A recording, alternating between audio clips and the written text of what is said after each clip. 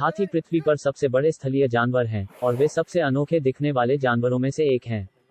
उनकी विशेषता लंबी नाक, बड़े, फ्लॉपी कान और चौड़े, मोटे पैर, समान काया वाला कोई दूसरा जानवर नहीं है। अधिकांश विशेषज्ञ हाथी की दो प्रजातियों को पहचानते हैं, एशियाई हाथी एलिफस मैक्सिमस और अफ्रीकी हाथी लोक्सोडोंटा अफ्रीकाना, जो अलग अलग महाद्वीपों पर रहते हैं और जिनमें कई अनूठी विशेषताएं हैं।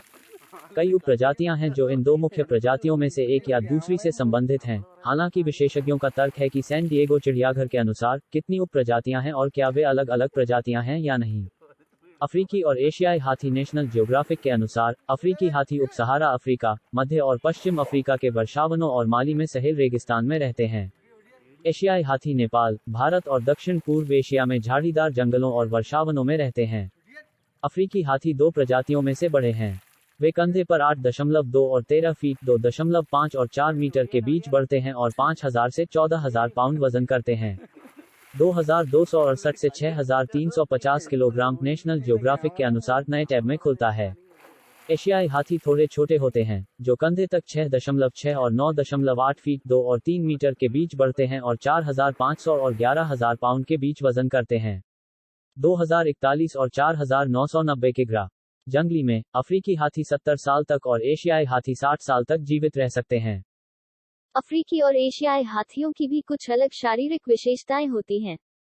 सैन डिएगो चिड़ियाघर के अनुसार, अफ्रीकी हाथी के कान बड़े होते हैं और अफ्रीकी महाद्वीप के आकार के समान होते हैं, जबकि एशियाई हाथियों के छोटे, गोल कान होते हैं।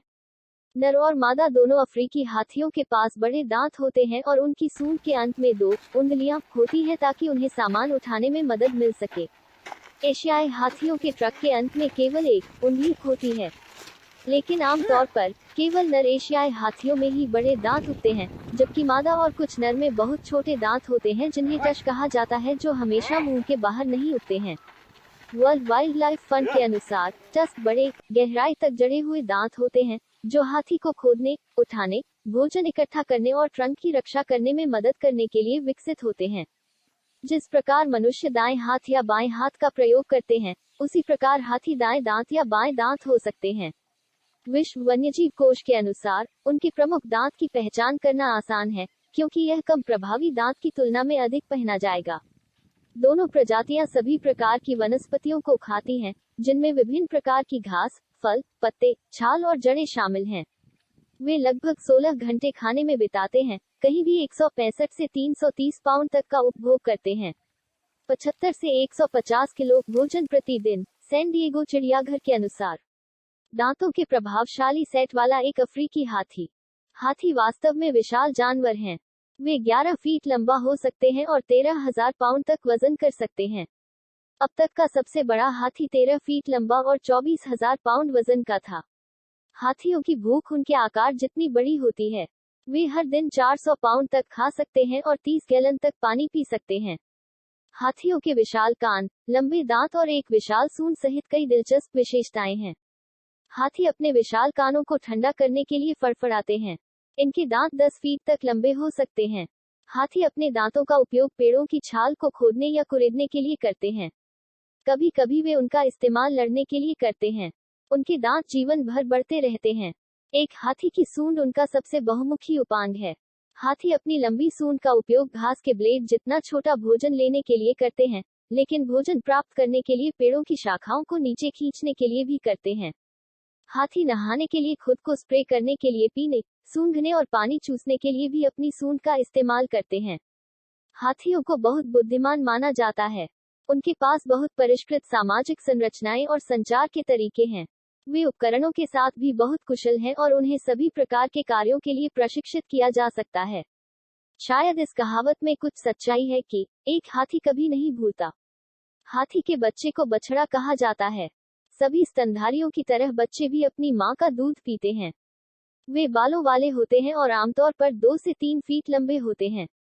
अपने आकार और बेशकीमती हाथी दांत के कारण, हाथी लंबे समय से बड़े शिकारियों के पसंदीदा रहे हैं। अत्यधिक शिकार के कारण हाथियों की संख्या में तेजी से कमी आई है। हाथी अब पूरी दुनिया में एक संरक्षित प्रजाति है। दांतों के प्रभावशाली सेट वाला एक अफ्रीकी हाथी। छवि क्रेडिट शटरस्टॉक हाथी का जीवन। हाथियों के समूह या झुंड सबसे बड़ी महिला प्रभारी के साथ एक मातृसत्तात्मक संरचना का पालन करते हैं। सैन डिएगो चिड़ियाघर के अनुसार झुंड मुख्य रूप से महिला परिवार के सदस्यों और युवा बछड़ों से बने होते हैं और खाद्य आपूर्ति के आधार पर 6 से 20 सदस्य शामिल होते हैं।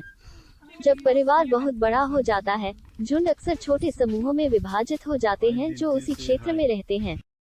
मातृसत्ता अपने अनुभव और स्मृति पर निर्भर करती है ताकि यह याद किया जा सके कि भोजन, पानी के लिए सबसे अच्छे स्थान कहाँ हैं और तत्वों से सुरक्षा कहाँ मिलती है। मातृसत्ता अपने परिवार के युवा सदस्यों को अन्य हाथियों के साथ सामूहिकरण करने के तरीके सिखाने के लिए भी जिम्मेदार है। राष्ट्रीय चिड़ियाघर के अनुसार हाथी बहुत सामाजिक होते हैं और एक दूसरे के साथ संवाद कर सकते हैं और 2 मील तक की दूरी से अन्य हाथियों की पहचान कर सकते हैं, जो मनुष्यों की श्रव्य सीमा से नीचे आने वाली धीमी आवाजों का उपयोग करते हैं। सैन डिएगो चिड़ियाघर के अनुसार हाथी अपने झुंड और अन्य झुंड के सदस्यों के लिए आसानी से अच्छा व्यवहार दिखाते हैं। उदाहरण के लिए, वे अपनी सूंड का उपयोग एक दूसरे का अभिवादन करने के लिए करते हैं, या तो इसे ऊंचा करके या अपनी सूंड के सिरे को दूसरे हाथी के मुंह में डालकर। हाथी अपने झुंड के सभी सदस्यों की भलाई पर भी पूरा ध्यान देते हैं और कमजोर या घायल सदस्यों की देखभाल और सुरक्षा के लिए जो कुछ भी कर सकते हैं, करेंगे। साइंटिफिक अमेरिकन में एक लेख के अनुसार उन्हें एक अत्यंत बुद्धिमान प्रजाति माना जाता है और उन्नत समस्या सुझाने के कौशल और सहानुभूति, शौक और आत्म जागरूकता का प्रदर्शन करते हुए देखा गया है।